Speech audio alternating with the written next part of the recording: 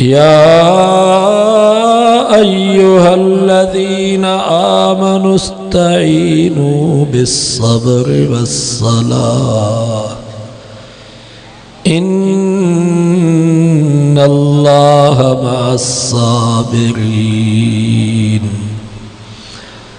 ولا تقولوا لمن يقتل في سبيل الله أموات بل أحياء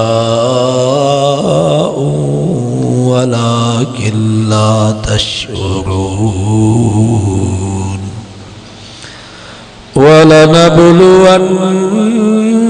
ولنبلونكم بشيء من الخوف والجوع ونقص من الأموال والأنفس والثمرات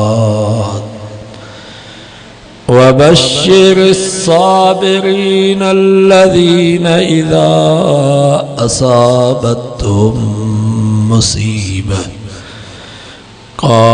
قالوا إنا لله وإنا إليه راجعون.